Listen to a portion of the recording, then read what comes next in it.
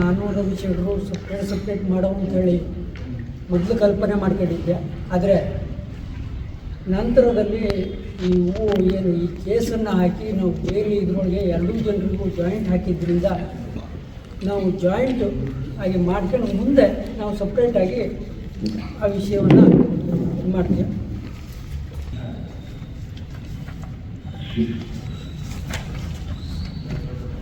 1997ರಲ್ಲಿ ನಾನು TRC director ಆದೆ. ಅಷ್ಟರ ನಂತರ ಜನತಾ ಬಜಾರಕ್ಕಾಗಿ, ಡೆವಲಪ್ಮೆಂಟ್ ಸೊಸೈಟಿಗಾಗಿ, ನಂತರ ಇದು ಪ್ರೊಸೆಸಿಂಗ್ ಸೊಸೈಟಿಯಲ್ಲೂ ನಾನು ಇದ್ದಿದ್ದೆ. ನಂತರ ಅವೆಲ್ಲರನ್ನೂ ಬಿಟ್ಟು ನಾನು TRC ನಂತರ 2008ರಲ್ಲಿ 8-9ರಲ್ಲಿ ನಾನು TSS ಡೈರೆಕ್ಟರ್ ಆದಮೇಲೆ ಅದನ್ನೆಲ್ಲ ಬಿಟ್ಟು ನಾನು TRC ಮತ್ತು TSS ಎರಡೇ ಇಟ್ಕೊಂಡು ಇದ್ದಿದ್ದೆ.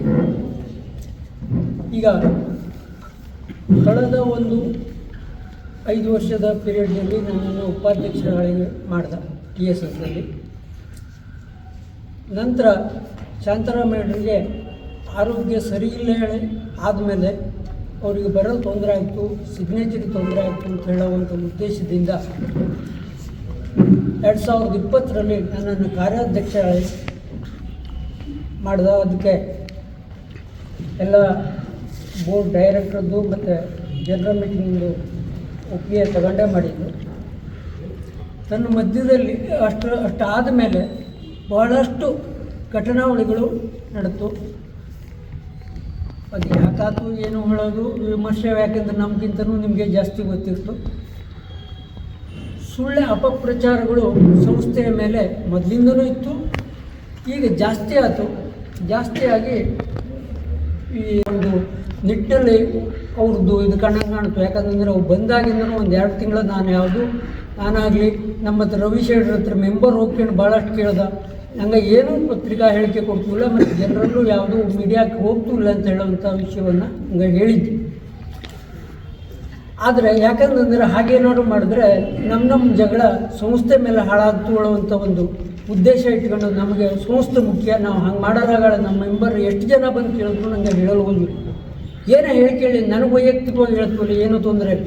ನನಗೆ ವೈಯಕ್ತಿಕವಾಗಿ ನನ್ನ ಮಕ್ಕಳ ಮೇಲೆ ಏನು ಬೇಕೋ ಅದಷ್ಟನ್ನು ಹೇಳ್ದೆ. ಹೇಳಿ ಅದು ಬಂದಲ್ಲಿ ನಂತರ ಅದಿಷ್ಟನ್ನು ಮಾಡಿದವು. ಸುಮ್ಮನೆ ಕೂತಿದ್ವಿಲ್ಲ, IT ರೇಡ್ ಮಾಡಿಸಿದ. ಇದು ಸ್ಪೆಷಲ್ಲಾಗಿ TSSದವೇ IT ರೇಡ್ ಮಾಡಿಸಿದ್ದು. ಅವೇ ಸ್ವತಃ ನನ್ನ ಹತ್ರ ಹೇಳಿದ್ದ. ಮತ್ತು ಮೇಲಿಂದ ಅವು ಕೇಳುವಂಥ ಪ್ರಶ್ನೆ, ಅವಕ್ಕೆ ಏನು ಕೊಟ್ಟಿದ್ದು ಅವು ಪ್ರಶ್ನೆ ಮೇಲೆ ಇದಾಗ್ತು. ಆ ರೀತಿಯಿಂದ ಅದನ್ನು ಮಾಡ್ದೆ. ಅವು ಲಾಸ್ಟಿಗೆ ಹೇಳಿಕ್ಕೂ ಹೋದ, ನಿಮ್ಮ ವಿರೋಧಿಗಳು ಭಯಂಕರ ಇದ್ರೊಳಗಿದ್ದಾರೆ, ನೀವು ಹುಷಾರಿ ಮೇಲೆ ಇರ್ರಿ ಮರ್ಯಾರ. ಅವ್ರದ್ದು ಆ ಒಂದು ಟೈಮ್ನಲ್ಲೇ ನಮ್ಮ ಮೇಲೆ ಪೊಲೀಸ್ ಕಂಪ್ಲೇಂಟ್ ಕೊಟ್ಟು ಒಂದು 5-6 ಪೊಲೀಸ್ ಕಂಪ್ಲೇಂಟ್ ಆಜು. ಆ ಟೈಮ್ನಲ್ಲಿ ಕೋರ್ಟ್ ರಜೆ ಇತ್ತು. ರಜೆ ಇದ್ದಿದ್ದರಿಂದ ನಮಗೆ ಬೇಲ್ ಸಿಗಲೇ ಭಾಳ ಲೇಟ್ ಆಯಿತು. ತನ್ಮಧ್ಯದಲ್ಲಿ ನಾನಾ ಕಾರಣದಿಂದ 2 ತಿಂಗಳು ಲೇಟ್ ಆಯಿತು. ಹಾಗಾಗಿ ಈಗ ಮೊನ್ನೆ ಶುಕ್ರವಾರ ದಿವಸ ಬೇಲ್ ಸಿಕ್ತು. ಅಷ್ಟು 6ಕ್ಕೂ ಬೇಲ್ ಸಿಕ್ಕಿದ ಮೇಲೆ ನಾವು 1-2ಕ್ಕೆ ಬೇಲ್ ಸಿಕ್ಕಿದವಾಗ ಬಂದು ನಾವು ಅದಕ್ಕೆ ಮಾಡೋದು ಅಂತೇಳಿ ಬಿಟ್ಕೊಂಡಿದ್ದೆ. ಆದರೆ ನಮ್ಮ ಮಿತ್ರರು ಹಂಗೆ ಮಾಡೋದು ಬೇಡ, ಯಾಕಂತಂದರೆ ಪೊಲೀಸರಿಗೆ ಸಿಕ್ಕಿದ್ದಿಲ್ಲ, ಮೀಡಿಯಾದಾಗ ಸಿಕ್ಕಿದ್ದ ಅಥವಾ ಈಗ ಸಿಕ್ಕಿದ್ದಾಳಾದರೆ ಮತ್ತು ಅದೊಂದು ಇದಾಗ್ಕೊಳ್ಳುವಂಥ ಒಂದು ಅದನ್ನು ಹೇಳಿದ್ರಿಂದ ನಾವು ಈಗ ತಮ್ಮನ್ನೆಲ್ಲ ಕರೆದು ಒಂದು ಸ್ಪಷ್ಟೀಕರಣವನ್ನು ಕೊಡೋದಕ್ಕೆ ಬಯಸ್ತಾಯಿದ್ದೆ.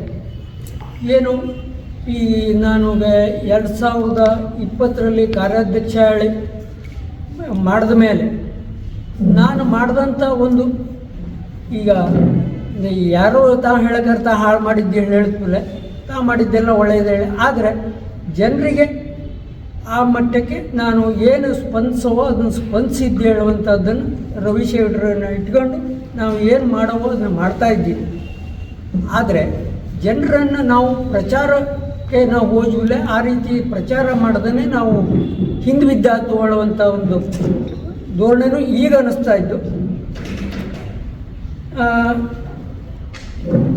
ನಾವು ಏನು ಒಳ್ಳೊಳ್ಳೆ ಯೋಜನೆಗಳನ್ನ ತಂದ್ವಿ.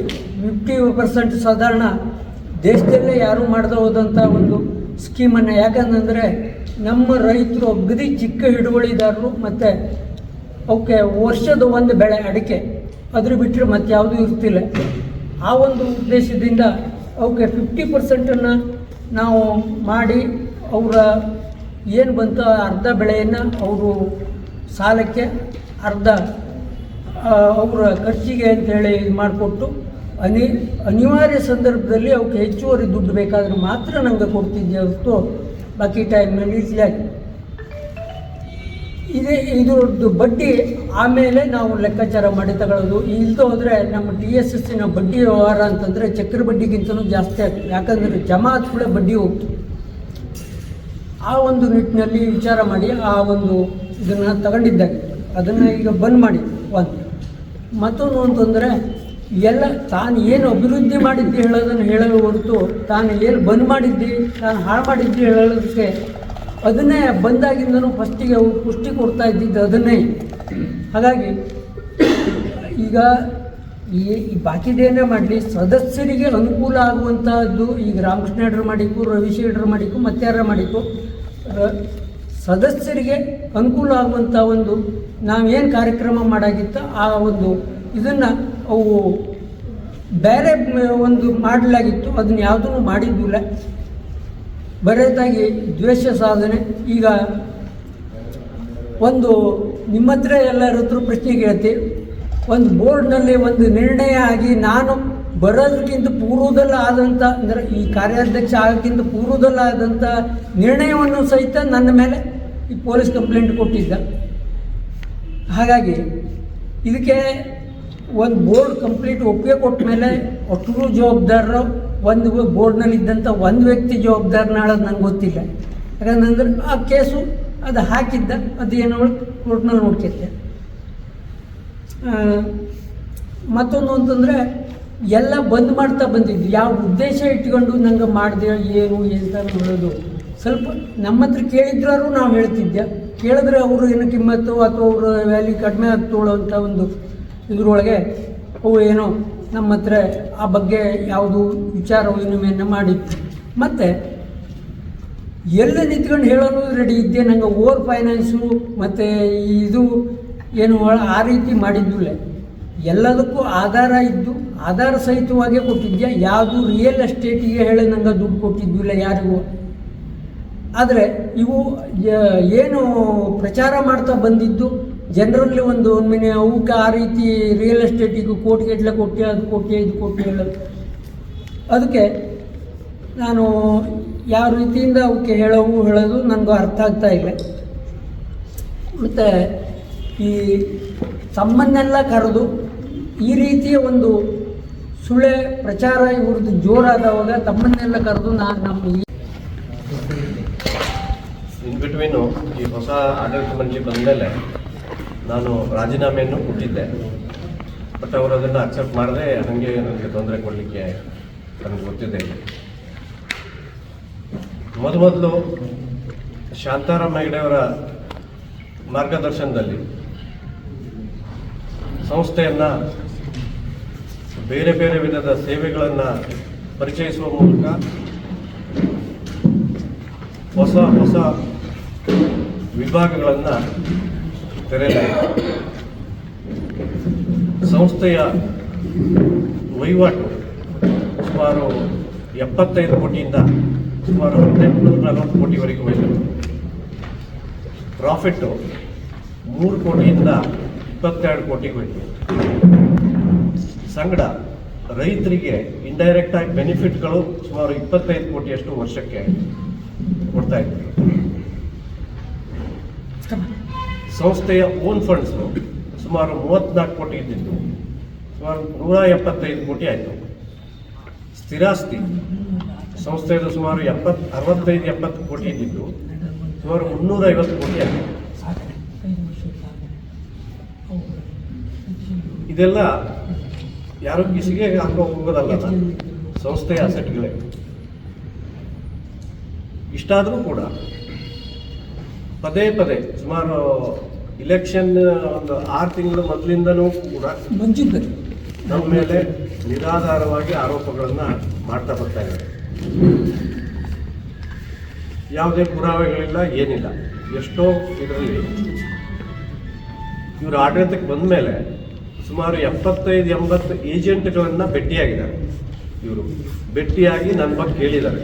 ಎಲ್ಲೂ ಏನೂ ಇವರಿಗೆ ಸ್ಪಂದನೆ ಸಿಗಲಿಲ್ಲ.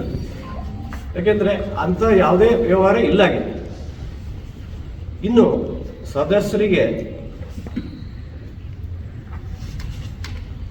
ಬಹಳಷ್ಟು ತಪ್ಪು ಕಲ್ಪನೆಯನ್ನು ನೀಡಿದ್ದಾರೆ. ನಾವು ಹೇಳೋದೇನು ಅಂದರೆ, ಒಂದು ವೇಳೆ ನಾವು ಹೇಳೋದ್ರಲ್ಲಿ ನಂಬಿಕಿಲ್ಲ ಆದಾಗ ನಾವು ಯಾವುದೇ ಅವ್ಯವಹಾರ ಆಗಲಿ ಅಥವಾ ಭ್ರಷ್ಟಾಚಾರ ಆಗಲಿ ಮಾಡಲಿಲ್ಲ ನಮ್ಮ ಅವಧಿಯಲ್ಲಿ ಅನ್ನೋದನ್ನು ಖಡಾಖಂಡಿತವಾಗಿ ಹೇಳ್ತೇವೆ. ಇನ್ನು ಸದಸ್ಯರು ಬಯಸಿದರೆ ನಾವು ಬೇಕಾದರೆ ಇಲ್ಲಿ ಮಂಜುಗುಣಿಗೋ ಅಥವಾ ಗಣಪತಿ ದೇವಸ್ಥಾನಕ್ಕೋ ಅಥವಾ ಇಲ್ಲಿ ಮಾರಿಕಾಂಬೆಗೋ ಹೋಗಿ ಹೇಳಿರ್ತೇವೆ ಹೇಳಿ.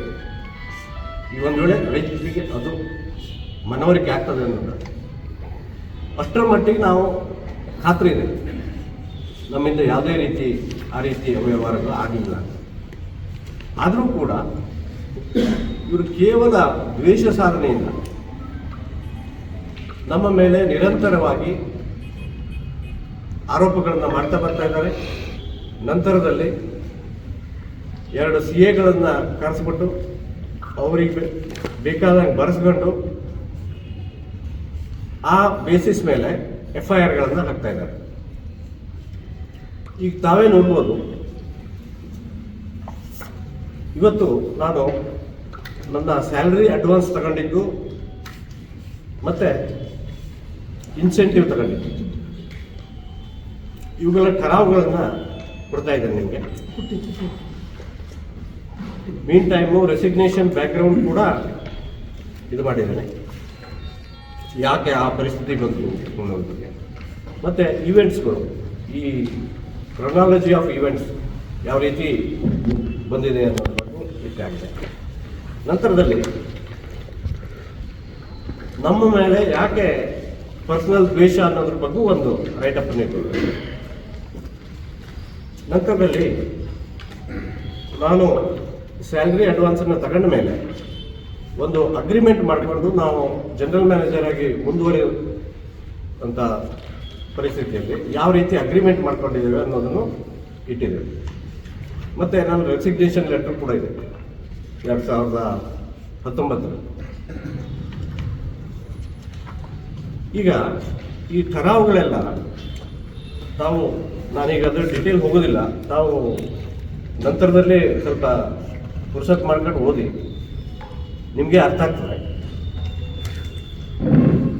ಈಗ ಕೇವಲ ದ್ವೇಷ ಸಾಧನೆಗಾಗಿ, ಅದು ಕೂಡ ನಮ್ಮಿಬ್ಬರ ಮೇಲೆ ಯಾಕೆ ಮಾಡ್ತಾ ಇದ್ದಾರೆ? ಈಗ ಫಾರ್ ಎಕ್ಸಾಂಪಲ್ ಒಂದು ಕೇಸಲ್ಲಿ ರಾಮಕೃಷ್ಣ ಹೆಗಡೆ ಸೂಚಕರು ಅಂತೇಳಿ ಮಾಡಿದ್ದಾರೆ. ಹಂಗೆ ಹೇಳ್ತಾ ಹೋದರೆ ಈ ಠರಾವುಗಳಿಗೆ ಉಳಿದವ್ರು ಸೂಚಕರಿಲ್ವಾ? ಅವ್ರ ಮೇಲೆ ಯಾಕೆ ಮಾಡಲಿಲ್ಲ ಅಂದರೆ ಇವರ ದ್ವಂದ್ವ ನೀತಿಗೆ ಇಲ್ಲೇ ಸ್ಪಷ್ಟವಾಗಿ ಗೊತ್ತಾಗುತ್ತೆ. ಮತ್ತೆ ಇದೆಲ್ಲ ಸ್ಟಾರ್ಟ್ ಈಗ ಒಂದಷ್ಟು ಹೇಳೋರು ಬರ್ತಿಲ್ಲ, ಯಾಕಂತಂದರೆ ಹೇಳೋಕ್ಕಾಗ್ತು, ದಯವಿಟ್ಟು ಅದು ಇದಲ್ಲ. ಈಗೇನಾಗ್ತು, ಪ್ರೈವೇಟ್ ತಗೊಬೇಕಾದ್ರೆ ಲೆಕ್ಕಕ್ಕೆ ಒಂದು, ಲೆಕ್ಕ ಇಲ್ದೇನೋ ಒಂದು ಆಗಿರ್ತು. ನಾವು ಸಂಸ್ಥೆ ತಗೊಬೇಕಾದ್ರೆ ಎಲ್ಲದೂ ಲೆಕ್ಕಕ್ಕೆ ಬರೋಕ್ಕಾಗ್ತು. ಆ ರೀತಿಯಿಂದ ಆಗಿದ್ದನ್ನು ತೆಗೆದು ಇವು ದುಡ್ಡು ಆ್ಯಕ್ಚುಯಲ್ ವಿಷಯ ಗೊತ್ತಿದ್ಕೊಂಡು ಸುಳ್ಳೆ ಕೇಸ್ ಹಾಕೋದು, ಅದಕ್ಕೆ ಯಾರಂತ ನಾವು ಏನು ಗೊತ್ತಿದ್ಕೊಂಡು ಮಾಡಿದ್ದಕ್ಕೆ ಏನೂ ಗೊತ್ತಿಲ್ಲ. ಮತ್ತು ಇದರೊಳಗೆ ನಾನು ಮತ್ತೊಂದು ಸ್ಪಷ್ಟಪಡಿಸ್ತೆ ಅಂತಂದರೆ, ನನಗೆ ಯಾವುದೂ ಒಂದು ಸಂಸ್ಥೆ ಯಾವುದು ಹಾಳಾಗಿಲ್ಲ. ಸಂಸ್ಥೆ ಹಾಳು ಮಾಡುವಂಥ ಒಂದು ಕ್ರಿಯೇಷನ್ನು ನಂಗೆ ಮಾಡಿದ್ದಿಲ್ಲ. ಸಂಸ್ಥೆ ನಂಗೆ ಆಗಸ್ಟ್ 31 ನಿಮಗೆ ಹಾಂ ಏನಿದ್ದ ಅದ್ರ ಬ್ಯಾಲೆನ್ಸ್ ಶೀಟ್, ಆ 31 ಏನಿತ್ತು ಅದ್ರದ್ದು ಪಿಕ್ಚರನ್ನು ನಂಗೆ ಕೊಡ್ತೀಯ. ಮತ್ತು ಇದಕ್ಕೆ ಸಂಬಂಧಪಟ್ಟಂತೆ ಈಗ 5-6 ಕೇಸ್ ಹಾಕಿದ್ವು ರೀ. ಆ ಕೇಸಿಗೆ ಸಂಬಂಧಪಟ್ಟು ನಂಗೆ ಸಪ್ರೇಟಾಗಿ ನಂಗೆ ಅದನ್ನು ಮುಂದೆ ಅದಕ್ಕೆ ವಿವರಣೆಯನ್ನು ಕೊಡ್ತೀಯ. ಈಗಾಗಲೇ ನಾನು ಸಬ್ಮಿಟ್ ಮಾಡಿದ್ದೆ, ನೋಡಿ ಅದರ ಬಗ್ಗೆ ಇದು ಮಾಡಿ. ಇನ್ನೂ ಬಾಕಿದು ಪ್ರವೇಶ ಹೇಳಿದ್ರು